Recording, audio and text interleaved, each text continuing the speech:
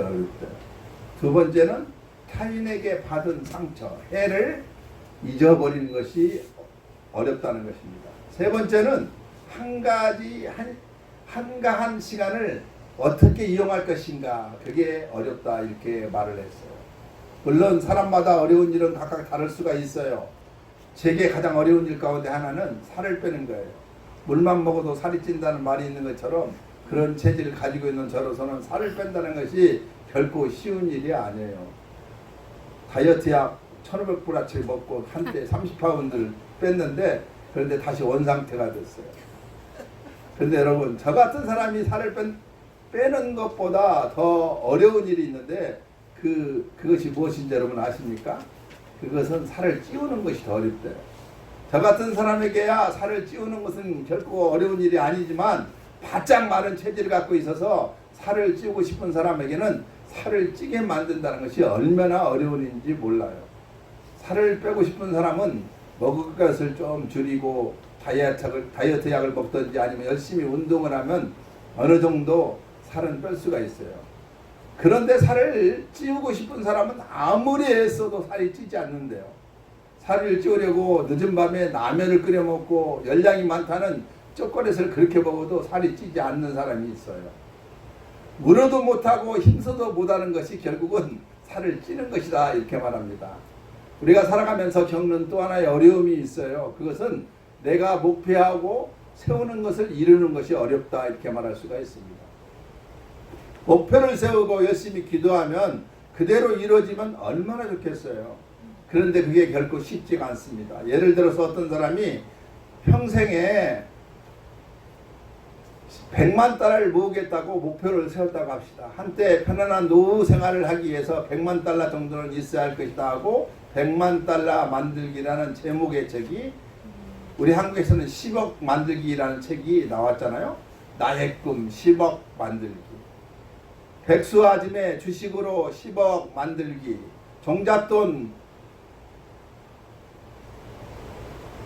10만 원으로 10억 만들기. 부동산으로 10억 만들기. 여러분, 100만 달러 10억 만들어 놓았습니까? 그리고 정말 100만 달러를 여러분 가지고 있으면 노후가 편안할 것 같습니까? 우리 같은 범인들이 10억, 100만 달러를 만드는 것도 힘들지만은 100만 달러를 가진다 한들 우리의 노후가 평안하다고 아무도 보장해 주지 못해요. 우리 같은 사람이 10억을 만든다는 목표를 세우고 10억을 만든다는 것도 어려운 일이지만 그것보다 더 어려운 일이 있어요. 그것은 가지고 있는 그 100만 달러 10억을 포기하는 것입니다. 몇백만 불이냐 몇천만 불을 가진 사람들이 100만 달러를 포기하는 것이 쉬울지 몰라도 자신의 수중에 가진 10억, 100만 달러를 모두 포기하는 것은 아무것도 가지지 않는 사람이 10억, 100만 달러를 만드는 것보다 더 어렵고 힘든 일이에요. 누구나 자기의 것을 포기하고 비운다는 것은 정말 참으로 어려운 일입니다. 어쩌면 우리의 인생에서 가장 힘들고 어려운 일이 자기를 비우는 일이라 이렇게 생각할지 모릅니다. 그러나 어렵고 힘들다 하더라도 우리의 신앙인은 자신을 비우는 삶을 살아갈 줄 알아야만 합니다. 그것이 예수님을 따르는 삶이고 예수님을 닮아가는 삶이기 때문에 그래요. 예수께서 말씀하십니다. 누구든지 나를 따라오거든 자기를 부인하고 자기 십자가를 지고 나를 따를 것이다 라고 마가복음 8장 38절에 그렇게 말하고 있어요. 자기를 부인한다는 것은 자기의 것을 포기하고 비운다는 것을 의미합니다. 예수님을 따르는 사람들은 자기를 비울 줄 알아야만 합니다. 바로 거기에서부터 신앙이 시작되기 때문에 그래요. 하나님께 아브라함을 부르실 때 이렇게 말씀하시죠. 창세기 12장 1절에 기록되어 있어요. 너는 너의 고향과 친척과 아비의 집을 떠나 내가 내게 보여줄 땅으로 가라. 고향과 친척과 아버지의 집을 떠나라는 말씀은 네가 가지고 있고 네가 누리고 있는 모든 것을 포기하고 떠나라 이 말이에요. 지금 자신이 가지고 있고 누리고 있는 것을 다 비워야 한다 이 말입니다. 그래야 하나님의 말씀에 순종할 수 있고 믿음의 순례를 시작할 수 있는 거예요. 예수님께서 갈릴리 호수에서 고기잡이를 하고 있는 베드로와 안드레를 예수님의 제자로 부르셨잖아요. 예수님이 부르심을 받은 베드로와 안드레는 그 즉시 그물을 버려주고 예수님을 따르게 됩니다. 그물을 버려줬다는 말씀은 자신의 직업과 자신의 삶을 포기했다 이 말이에요. 베드로와 안드레만 그런 것이 아니었어요. 누가복음 5장 28절에 보면 세리 마태를 부르는 그러한 장면이 소개되고 있음을 볼 수가 있어요. 세간에 앉아 사물을 보고 있던 마태에게 예수님께서 나를 따르라 이렇게 말씀하세요. 그러자 마태는 즉시 예수님을 따르게 됩니다. 그때의 모습을 성경은 이렇게 기록하고 있어요. 그가 모든 것을 버리고 일어나 따르니라. 당시 세리가 누리고 있던 것은 참으로 많았어요. 직업적으로 안정되어 있었죠. 대부분의 세리들은 백성들에게 부과된 세금보다 더 많이 거둬들여서 일부는 노마에 상납하고 나머지는 자신이 가졌던 거예요. 그렇게 해서 세리들은 부를 누리면서 살아갈 수가 있었던 거였어요. 비록 그것 때문에 이스라엘 백성들에게 미움을 받기도 하고 죄인 취급도 받기도 했지만 그들은 삶의 부족함이 없이 풍성하게 살았어요. 그런데 예수님의 제자가 되기 위해서 모든 것을 버려주고 따랐다라는 이 말은 그가 지금 누리고 있는 편안하고 안락한 이 모든 삶 모두를 포기해 버렸다 이 말이에요. 예수님은 우리에게만 포기하고 비우라고 말씀하지 않으셨습니다. 이미 예수님께서 모든 것을 비우시고 포기하셨던 분이에요. 오늘 우리가 읽은 이 말씀은 초대교회 성도들이 늘 부르던 찬송시입니다. 우리가 믿는 예수님이 어떤 분인가를 가장 잘 나타내주고 있는 구절이기도 해요. 예수님은 근본적으로 하나님의 본체이시다는 것이죠. 하나님의 본체라는 말은 하나님이셨다 이 말이에요. 예수님은 하나님이십니다. 그러나 하나님의 자리를 포기하시고 인간의 몸을 입고 이 땅에 오셨다는 거예요. 그것을 오늘 본문은 자기를 비우셨다라고 표현하고 있어요. 그러면 예수님은 하나님으로서 가지고 계신 모든 것을 포기하셨을 것 같은가요? 왜 그럴까요? 자기를 비워 인간의 몸을 입고 이 땅에 오셨다는 것입니다. 왜 그럴까요? 그 이유는 간단해요. 저와 여러분을 사랑하셨기 때문에 그래요. 우리를 사랑하셔서 우리를 구하시려고 십자가를 지시기 위해서 자기를 포기하고 인간의 몸으로 오셨어요. 육체의 몸으로 이 땅에 오신 예수님은 십자가에서 죽음을 당하셨어요. 온갖 고난과 고초를 겪으시고 죽으셨어요. 우리가 감당해야 할 죄값을 치르기 위해서 십자가에서 죽으신 거예요. 예수님은 하나님이시기 때문에 하나님으로서 받으셔야 할 모든 영광과 존귀를 받으시기에 합당하신 그러한 분이 우리 예수님이에요. 오늘 본문 6절의 표현으로 한다면 근본 하나님의 본체이시기 때문에 하나님과 동등됨을 취하셔야 마땅하다 그랬어요. 하나님께 받으신 영광을 받으셔야 하고 하나님께 받으시는 존귀를 받으셔야만 했던 우리 예수님이에요. 모든 인류와 피조물로부터 찬양을 받으셔야 할 그분이 우리 예수님이에요. 그러나 우리 예수님은 하나님으로서 영광과 존귀와 찬양을 받으셔야 함에도 불구하고 그 모든 것을 다 비우시고 인간의 몸을 입으시고 이 땅에 우리가 사는 땅에 오셨다는 거예요. 본문에 나오는 비우셨다는 단어는 성경어로는 케노시스인데 이 말은 얼굴을 깎았다는 그런 뜻이에요. 얼굴의 가죽을 벗었다는 뜻입니다. 마치 조각가가 칼이나 정으로 조각할 돌을 깎아내듯이 예수님 스스로 예수의 자신의 얼굴을 깎아내셨다 이 말이에요. 아무것도 남지 않을 때까지 깎아내는 것입니다. 그러기에 자기 품이란 말은 스스로 체면을 깎아내렸다는 뜻이고 스스로 자기의 명예를 벗어 던졌다는 뜻이에요. 여기에는 고통이 따를 수밖에 없어요. 조각가의 칼이나 정이 조각품을 깎아낼 때 그 조각품이 겪는 아픔과 같은 그러한 아픔과 고통을 우리 예수님께서 친히 당하신 거예요. 사랑하는 여러분, 예수님께서 하나님의 자리를 비우심으로 받으신 것이 무엇인지 아십니까? 십자가예요. 십자가의 죽으심이에요. 마땅히 예수님께 영광을 드려야 할 인간에게 고난을 받으셨어요. 마땅히 예수님께 존귀함을 드려야 할 우리 인간에게서 업신여김을 받으셨어요. 마땅히 예수님을 찬양해야 할 인간으로부터 모욕을 당하셨어요. 마땅히 높임을 받으셔야 할 예수님께서 고난을 당하셨어요. 자기를 비우심으로 인하여 예수님께서 얻으시는 것은 비움에 대한 영광이나 칭찬이 아니었어요. 비우심에 대한 찬양이 아니었어요. 고난과 모욕과 멸시를 당할 수밖에 없었어요. 그래서 자기를 비운다는 것은 정말 어려운 일이에요. 자기를 비움으로 그곳에 영광이 채워지고 자기를 비움으로 그곳에 사람들의 칭찬으로 채워진다면 비운다는 것은 결코 어려운 일이 아닐 거예요. 자기를 비움으로 고난을 받고 자기를 비움으로 사람들에게 멸시를 당하고 자기를 비움으로 업신여김을 당하게 되었다는 것이죠. 그런데 그럴 줄 알면서도 그 자리로 내려가는 것이 바로 자기 비움입니다.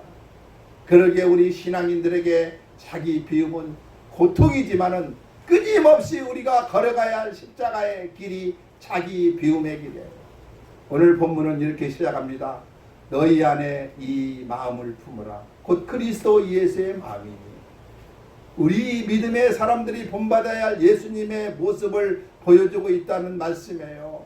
우리가 예수 그리스도를 닮아가야 하는데 예수님의 어떤 모습을 닮아야 하는가를 보여주고 있어요. 그것은 자기 비움을 말하고 있습니다. 우리가 믿는 예수님께서 하늘 영광의 보좌를 비우시고 이 땅에 오신 것처럼 그 예수님을 통해서 구원받은 저와 여러분, 우리는 그 예수님을 닮아야 하는 거예요. 예수께서 예수의 모든 것을 비우신 것처럼 우리도 비우는 삶을 살아야 하는 거예요. 여러분, 자기를 비우지 않고는 그리스도인의 삶을 시작할 수 없듯이 끊임없이 자기를 비우지 않고는 그리스도인다운 삶을 살 수가 없어요. 예, 오늘날 교회가 우리 사회로부터 비난을 받고 있습니까? 예, 오늘을 사는 신앙인들이 세상 사람들로부터 인정받지 못하고 손가락질을 당하는 존재로 전락하고 말았습니까? 그 이유는 우리가 예수님을 닮지 않기 때문에 그래요. 예수님을 닮는 삶을 살지 않기 때문에 그랬어요. 예수님은 철저하게 자기를 비우셨던 분이에요. 그런데 우리는 더 많은 것으로 채우려고 발버둥치고 있어요. 많이 채우는 것을 축복이라고 잘못 생각하고 채우기 위해서 혈안되어 있는 것이 저와 여러분이에요. 교회는 비운 데에서 교회다운 모습이 보여지는 것입니다. 성도는 자기를 부인하고 자기를 비움으로써 비로소 세상으로부터 신앙인답다고 인정을 받게 될 수가 있는 거예요. 그러면 우리가 비워야 할 것이 무엇입니까? 우리가 내려놔야 할 것이 과연 무엇이라고 여러분은 생각하고 있습니까? 비워야 한다는 말에는 이미 채워져 있다는 것을 전제로 하고 있어요. 채워져 있지 않으면 비울 수가 없잖아요. 채워져 있지 않는 것은 비울 필요가 없어요. 이미 비어있기 때문에 그렇습니다. 예수님은 하나님의 본체이셨어요. 예수님에게는 이미 하나님으로서 받으실 영광과 존귀와 찬양으로 가득 차 있었어요. 예수님께서는 그걸 비우신 거예요. 그러기에 예수님께서 자기를 비우셨다는 것이 정말 위대할 수밖에 없어요. 저와 여러분, 우리도 마찬가지입니다. 우리에게 채워져 있는 것을 비울 줄 알아야만 합니다. 한때 내려놓음이라는 말이 유행했던 적이 있어요. 몽골에서 선교하고 계신 이용규 선교사님이 쓰신 내려놓음이라는 제목의 책이 베스트셀러가 되면서 우리 신앙인들 사이에 내려놓음이라는 것이 얼마나 중요한지 새롭게 인식되기도 했어요. 이 내려놓음이란 말이 자기 비움이란 말과 같죠. 이영규 선교사님이 내려놓음이라는 책을 쓰신 후에 그 2편으로 더 내려놓음이라는 책을 또 쓰셨어요. 거기에 보면 이런 이야기가 나옵니다. 내려놓음이라는 책을 쓰신 후에 선교사님이 많은 곳에서 강사로 초빙되어 가시게 되었어요. 가는 곳마다 종종 듣는 이야기가 선교사님의 책을 읽고 내려놓기로 했습니다라는 말을 가장 많이 들었대요. 어떤 사람은 부자가 되겠다는 생각을 내려놨다 이렇게 말하는 사람이 있고, 또한 어떤 청년은 인류대학에 하버드대학에 가겠다는 생각을 내려놨다 그렇게 말하는 사람도 있다는 것이죠.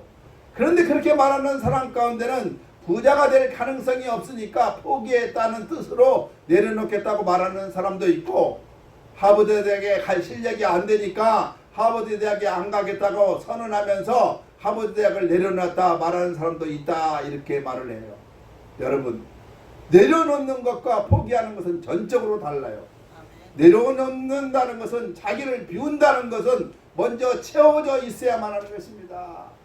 하버드대를 내려놓는다는 것은 하버드대학에 갈 만한 충분한 실력을 쌓았고 갈 능력도 있지만, 하나님께서 자신을 다른 곳에 쓰신다면 하버드대가 아니라 이렇게 미주 크리스찬 신학대학교에 와서 하나님의 부르시는 이 대학에 와서 하나님의 종으로 섬기겠다, 이렇게 말할 수가 있어요. 하버드 대학에 갈 능력도 없으면서 하버드 대학에 가지 않겠다고 말하는 것은 내려놓는 것이 절대 아니에요. 그것은 하버드 대학에 못 가는 것이든지 아니면 하버드 대학에 갈 수 없으니까 가고 싶은 생각을 포기하는 것과 똑같은 것이죠. 마찬가지로 100만 달러 10억을 벌 수 있는 가능성이 없으니까 나는 10억을 내려놓았어, 그렇게 말하는 것은 내려놓는 것이 아니에요. 그것을 포기하는 것 뿐이죠. 진짜 내려놓은 것은 내가 100만 달러 10억을 가지고 있어요. 그런데 그것을 나를 위해서 쓰지 않고 하나님께 기뻐하신 곳에 기쁨으로 쓰겠다는 거예요. 미주 크리스찬 신학대학교 장학금을 주든지 그런 데 쓴다는 거예요. 자기를 비운다는 것이 바로 그것을 말하고 있습니다.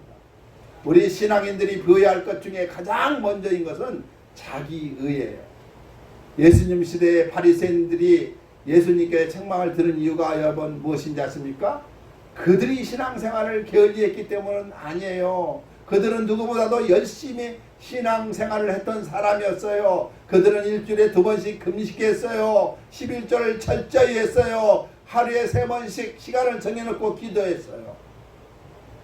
어려운 사람을 돕는 구제도 많이 했어요. 어려서부터 율법을 철저하게 지켰어요. 행동까지 하나하나 조심스럽게 했던 사람들이었어요. 옷자락에 더러운 것이 묻지 않도록 하기 위해서 조심스럽게 행동을 했어요. 정말 거룩하다는 말을 듣기에 충분할 정도로 열심히 신앙생활을 했던 사람들이었어요. 그런데도 예수님께서 그들을 책망하셨습니다. 그들이 신앙적인 열심을 내지 않는다고 책망하는 것이 아니에요. 금식기도 하지 않는다고 책망하신 적도 없어요. 왜 11조 하지 않느냐고 나무라지 않으셨어요. 예수님께서 책망하신 것을 하나였어요. 그들이 자기의에 사로잡혔다, 이 말입니다. 자기의라는 것은 자신이 한 일에 대해서 자기 스스로 만족해하면서 자랑스러워하는 것을 말하고 있습니다. 자신이 열심히 한 것만큼 사람들에게 인정을 받고 싶어 하는 거예요. 바리새인들이 그랬어요. 그들은 일주일에 2번씩 금식했어요. 금식하면서 자신이 금식했더라고 자랑하고 싶어가지고 일부러 허약하게 보이게 이렇게 몸을 만들었고, 기도 많이 한다는 것을 알리고 자랑하고 싶어서 사람들이 많이 모인 곳에서 손을 높이 들고 큰 소리로 기도를 하기도 했어요. 남들 많이 도와줬지만은 도와주면서 자신이 이렇게 좋은 일을 많이 한다고 떠벌리고 다녔어요.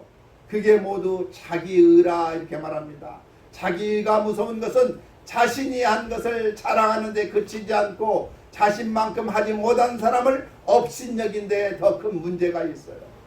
그러면서 다른 사람에게 상처를 줍니다. 여러분 열심히 봉사하시고 열심히 신앙생활 하시기 소망합니다. 그러나 자기에게 사로잡히지 마시기 바랍니다. 우리는 겸손하게 신앙생활을 할 줄 알아야만 해요.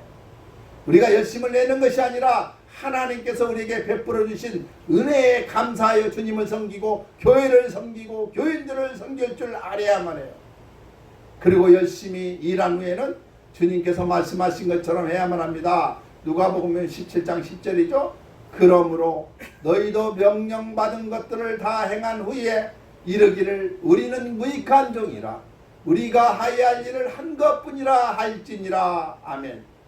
열심히 신앙생활하지 않는 사람에게는 신앙적인 자기의도 없어요. 포기할 것도 없어요. 자기의 삶을 열심히 다해 살지 않는 사람에게는 자기의가 없어요. 그렇다고 자기의를 만들지 않겠다고 열심을 포기하는 것은 게으르고 나태한 종이라, 이렇게 말할 수가 있습니다.